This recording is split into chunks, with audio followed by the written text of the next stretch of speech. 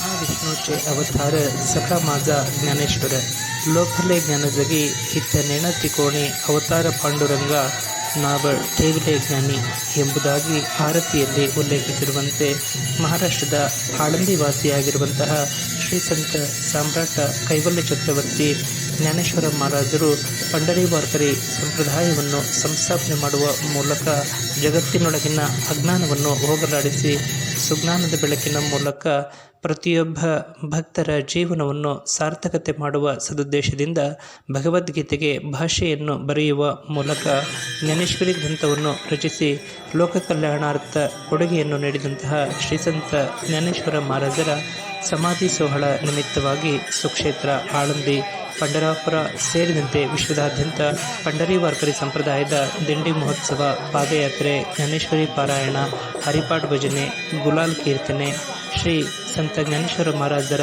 ರಥೋತ್ಸವ ಹೀಗೆ ವಿವಿಧ ಪ್ರಾಕಾರಗಳಲ್ಲಿ ಶ್ರೀ ಸಂತ ಜ್ಞಾನೇಶ್ವರ ಮಹಾರಾಜರನ್ನು ಆರಾಧಿಸಿ ಸ್ಮರಿಸುವ ಭಕ್ತಿಯ ನಾಮಸ್ಮರಣೆಯನ್ನು ಪಂಡರಿ ವಾರ್ಕರಿ ಸಂಪ್ರದಾಯದ ಭಜನೆಯೊಂದಿಗೆ ನೆರವೇರಿಸಿದ್ದು ವಿಶೇಷವಾಗಿತ್ತು. ಭದ್ರಾವತಿ ನಗರದ ಭೂತನಗುಡಿಯ ಶ್ರೀಕೃಷ್ಣಾರ್ಪಣ ದೇವರ ದೇವಸ್ಥಾನದಲ್ಲಿ ವಿಶೇಷ ಪೂಜಾ ಕೈಂಕರ್ಯಗಳನ್ನು ನೆರವೇರಿಸುವ ಮೂಲಕ ಪಂಡರಿ ವಾರ್ಕರಿ ಸಂಪ್ರದಾಯದ ಭಜನೆಯೊಂದಿಗೆ ಗುಲಾಲ್ ಸೇವೆಯನ್ನು ಸಮರ್ಪಿಸಲಾಯಿತು. ಶಿವಮೊಗ್ಗ ನಗರದ ಬಹುಸರ ಕ್ಷತ್ರಿಯ ಸಮಾಜದ ತುಳಜಾ ಭವಾನಿ ಮಂದಿರದಲ್ಲಿ ಭಜನಾ ಮಂಡಳಿಯವರೆಲ್ಲರೂ ಸಂಘಟಿತರಾಗಿ ಜ್ಞಾನೇಶ್ವರಿ ಪಾರಾಯಣವನ್ನು ನೆರವೇರಿಸುವ ಮೂಲಕ ಶ್ರೀ ಜ್ಞಾನೇಶ್ವರ ಮಹಾರಾಜರ ವಿಗ್ರಹವನ್ನು ಪಾಲಕಿಯಲ್ಲಿ ಹೊತ್ತು ಮೆರವಣಿಗೆ ಮಾಡುವ ಮೂಲಕ ಪಂಡರಿ ವಾರ್ಕರಿ ಸಂಪ್ರದಾಯದ ಭಜನೆಯನ್ನು ಸಮರ್ಪಿಸಿದರು.